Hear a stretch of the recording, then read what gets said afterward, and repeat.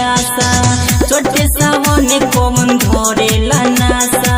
भोला ओ भांग खानी करेला दासा पिए के गांजा भांग खूबे डोलेला सखी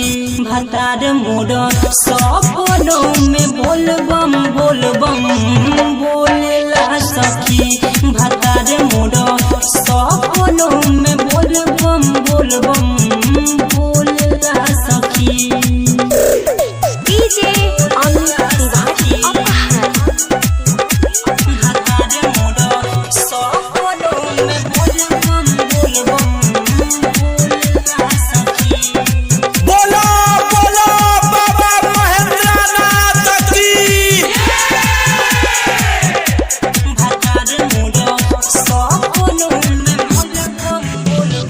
भोला के भक्ति में गोइल रसायल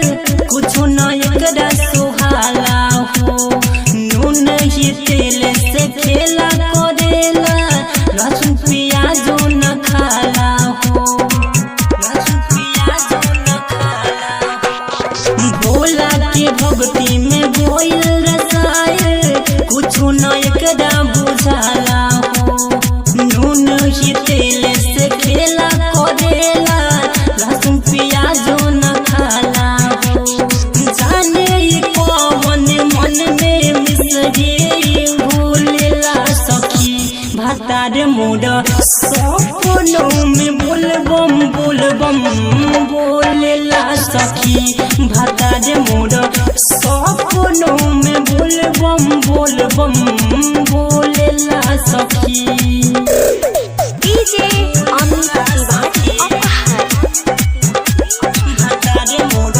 सपनों में बोलबम बोलेला सखी बोलो बोलो रामेश्वर नाथ की। भतार मोर सपनों में बोलबम यादो करन के ये डरामा सुते न देला पोजरिया हो रात भर सखी रे बोलेला ओइसे दाता रे जैसे कोमोडिया हो दाता रे जैसे कोमोडिया हो यादो करन के ये डरामा सुते न देला पोजरिया हो रात भर सखी रे बोलेला ओइसे दाता रे जैसे कोमोडिया हो राइटर सागरे आँख न खोलेला सखी भतार मोर सपनों में बोलबम बोलेला सखी भतार मोर सपनों में बोलबम बोलेला सखी।